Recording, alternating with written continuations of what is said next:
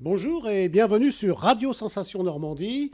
Dans le MAC concernant l'immobilier, nous parlerons de financement. Et oui, pour acheter un bien immobilier, il faut beaucoup d'argent et rares sont les acquéreurs qui ont le cash, c'est-à-dire l'argent pour payer comptant. Avant de démarrer cette première émission de l'année, permettez-moi de vous souhaiter une très très belle année 2017 au nom de toute la rédaction de Radio Sensation Normandie.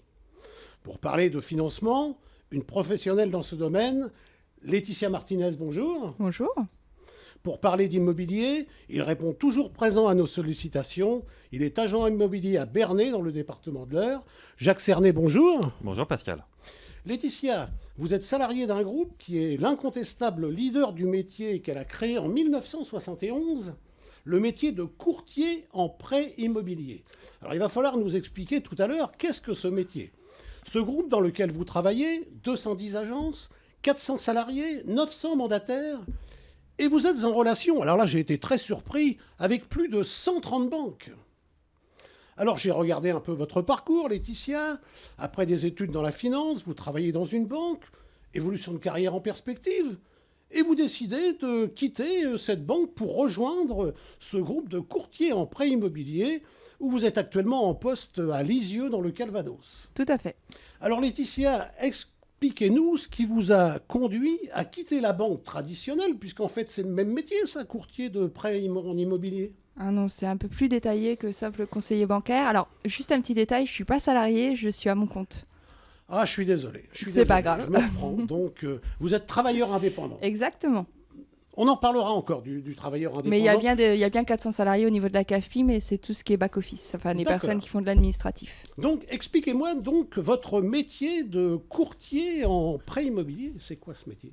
Alors, le courtier en prêt immobilier, ça va permettre aux futurs acquéreurs de biens immobiliers d'avoir quelqu'un qui va les aider dans leur démarche au niveau bancaire pour trouver la banque qui va les suivre et dans les meilleures conditions possibles.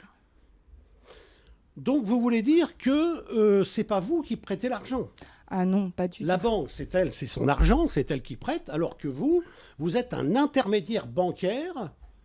Vous allez chercher la banque. Tout à fait. La C'est meilleure pour ça... banque pour le client acquéreur, pour le client final. Exactement, c'est pour ça qu'on a un partenariat sur 130 banques. Le but, c'est d'avoir un large choix pour répondre à toutes les attentes des clients, puisque D'accord. chaque projet est bien spécifique. Donc, vous l'avez compris, vous achetez, agent immobilier ou pas, courtier ou pas, mais il vous faut impérativement trouver un financement.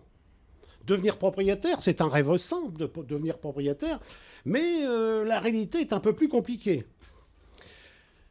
Alors, on va parler des clients acquéreurs. Avant de parler des clients acquéreurs, je voudrais qu'on revienne un petit peu sur le marché en 2016, le marché de l'immobilier. En 2016, donc, on a fait sauter les bouchons de champagne, là, en fin d'année, là.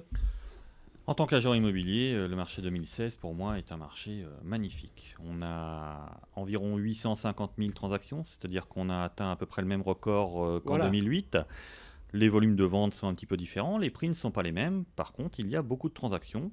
Ce que recherche un agent immobilier. Les prix s'ajustent Voilà, automatiquement on parle en bien de fonction du volume marché. de vente, là. Hein. Exactement. On parle de volume de vente. On a en pourcentage par rapport à 2015, on a des estimations. Enfin, c'est plus des estimations du reste maintenant. En ce qui concerne le groupement d'agences pour lequel je travaille, eh bien, nous avons augmenté nos ventes de plus 15% par rapport à 2015. D'accord, ça veut dire que la moyenne s'est située entre 10 et 15% environ. Exactement, sur les grandes enseignes connues du marché, la plus basse est à 10%, la plus haute est à 15%. Et vous êtes en train de nous expliquer que c'est votre groupe d'agences qui a réalisé ce meilleur score, c'est ça? Je vous transcris les chiffres qui m'ont été donnés. Voilà. D'accord. Donc, est-ce que vous avez retrouvé dans votre métier de courtier en immobilier des mêmes augmentations que dans la transaction? Ah oui, effectivement. Alors, il y a toujours un décalage entre les projets, puisque le temps du financement est un petit peu plus long. Mais on sent effectivement une activité qui redémarre sur tous les plans. Alors, on ne parle pas que de la renégociation avec la baisse des taux qu'il y a eu, qui fausse un petit peu nos chiffres, parce que nous aussi, ça a été une année record, l'année 2016. Par contre, effectivement, les transactions repartent en termes de nombre, pas en termes de enveloppe globale, puisque le prix a tendance à plutôt baisser ou stagner. Par contre, le nombre de transactions est de plus en plus conséquent et l'investissement locatif repart un petit peu également. Comment vous voyez l'année 2017 ? J'espère continuer sur les mêmes voies que 2016. Normalement, tout est fait pour que ça démarre, continue. là ? Comment ça Plutôt démarre ? bien. Il n'y a bien. pas eu de moment de calme, donc c'est plutôt bon signe. Bien, alors rentrons dans le vif du sujet. Jacques, vous avez un client acquéreur qui rentre dans votre agence. Il veut acheter une maison et il en a rêvé avec sa petite famille. Il a vu un bien qui lui correspondait en vitrine ou sur Internet. Donc comment ça se passe en fait ? Il rentre chez vous, vous l'accueillez gentiment, vous lui payez un café si besoin est, et vous le mettez dans votre voiture et hop, on part en balade, visiter des maisons. Et c'est comme ça que ça se passe dans une agence immobilière ? Alors cette façon de faire, c'est le meilleur moyen de rencontrer des gens agréables, mais pas forcément le meilleur moyen de réaliser leur projet. La première chose à faire quand on accueille un client acquéreur, c'est effectivement de l'installer à l'agence, lui payer un café et de faire un point complet sur son projet. Parce qu'en tant qu'acheteur, il a été sur Internet, il a vu beaucoup d'informations, mais la grosse difficulté, c'est de les trier et de savoir où il en est dans son projet. On va bien sûr regarder les critères techniques, regarder les critères de vie qu'il souhaite mettre en place, et bien entendu, faire une prévérification pour vérifier si il a les moyens de ses ambitions ou si il doit réorienter éventuellement son projet. On y arrive, au financement. Donc, dans ce financement, comment ça se passe ? Expliquez-nous.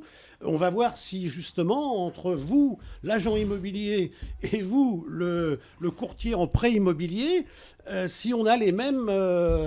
Parce qu'en fait, vous appelez le courtier en immobilier ou une banque pour voir comment vous vérifiez, vous déjà.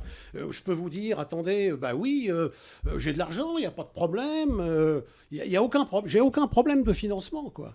Comment vous vérifiez tout ça ? Alors, notre première vérification va se faire sur du déclaratif. La grande différence entre un courtier et un agent immobilier ne va pas prescrire de prêt. Il n'a pas le droit de le faire. Il a des partenaires. Les courtiers représentent une belle opportunité puisqu'ils ont plusieurs partenaires. Nous avons des relations étroites avec les courtiers. Nous connaissons certains critères de base. Et après avoir questionné le client, on est déjà en mesure de dresser un tableau général qui sera affiné par une rencontre avec un courtier qui vérifiera certains documents auxquels nous n'avons pas accès. Mais si je peux me permettre, vous avez le droit de faire ça. Vous nous avez expliqué dans une émission précédente que vous étiez diplômé pour vendre des maisons.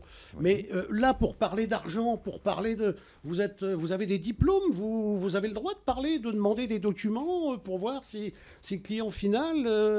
vous avez le droit de faire ça ? Alors, tous n'ont pas le droit. Si vous avez une formation d'intermédiaire en opération bancaire, ce qu'on appelle IOB, avec un certain niveau minimum, vous êtes en droit de demander des éléments au client et de pouvoir déjà précalculer une enveloppe qui ne sera pas l'enveloppe définitive car selon les spécificités de chaque client et les placements de chaque client, le courtier sera beaucoup mieux placé pour affiner le budget. Mais nous aurons déjà une enveloppe globale. Et vous, Laetitia, oui. Vous êtes diplômée obligatoirement. C'est-à-dire ? En fait, un courtier est obligé d'avoir effectivement être un intermédiaire en opération de banque. Alors, en tant que courtier, moi je le suis également en assurance, c'est-à-dire qu'on fait une formation qui est suivie sur un certain nombre d'heures où on doit évoluer et avancer sur des compétences spécifiques pour pouvoir justement savoir si la personne qu'on a en face de nous peut prétendre au financement et répondre aux attentes qu'il y a. Alors, expliquez-nous également comment vous montez, vous, un dossier, hypothèse. Jacques Cernet vous a transmis un prospect, il vous demande de faire une étude. Jacques a trouvé la maison de leur rêve à ses clients. Donc, comment vous vous y prenez pour monter un dossier ? Alors déjà, avant de monter le dossier, on va affiner l'étude qui a été faite en amont par M. Cernet. On va effectivement vérifier par des documents spécifiques qu'on demande, savoir la véracité des informations et voir si c'est tout à fait cohérent avec leur projet. Il y a différents éléments. Donc, obligatoirement, quand on voit une personne, on leur demande un certain nombre d'éléments. À savoir, il faut qu'ils se munissent de justificatifs de leurs revenus pour voir aujourd'hui quelles sont leurs capacités. Il faut que je vous donne mes revenus. Si c'est moi le client, il faut que je vous donne les relevés de compte en banque. Alors, les relevés de compte en banque peuvent être demandés effectivement parce qu'aujourd'hui, en tant que courtier, on est soumis au secret professionnel au même titre qu'un banquier. Donc, les informations qu'on a, on va les garder pour nous. On n'est pas là pour transmettre les informations à qui le veut. Par contre, ces informations-là vont me permettre vraiment de voir au plus juste sur le projet la faisabilité, la cohérence des informations. Donc, c'est des documents qui sont vraiment nécessaires pour pouvoir donner une idée de la faisabilité. Et ça demande combien de temps entre Jacques qui va peut-être signer un compromis et vous combien de temps vous donnez une réponse puisque bien évidemment, Jacques Cernet, agent immobilier, il attend cette réponse. Parce qu'en amont, il y a aussi un client vendeur qui, lui, se pose des questions.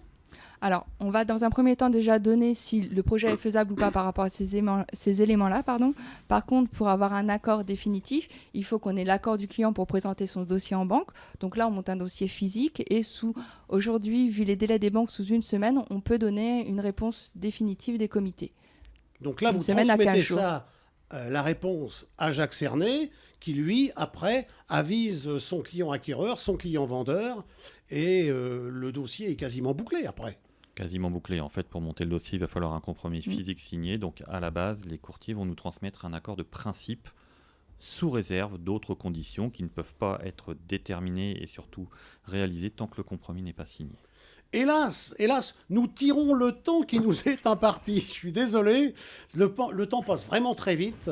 Alors, si vous le voulez bien, on se retrouve dans quelques jours pour continuer la discussion, parce que là, on va rentrer vraiment dans le vif du sujet. Après, on va parler du prêt immobilier, directement du prêt immobilier ou des prêts immobiliers, plus exactement. Merci Laetitia. Merci.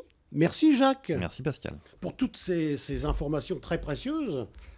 Vous pouvez retrouver ce MAG sur Radio Sensation et sur notre chaîne YouTube, en podcast également sur Radio Sensation. Retrouvons-nous dans quelques jours pour la seconde partie du MAG concernant le financement de votre projet immobilier. Portez-vous bien, à très vite, je vous embrasse.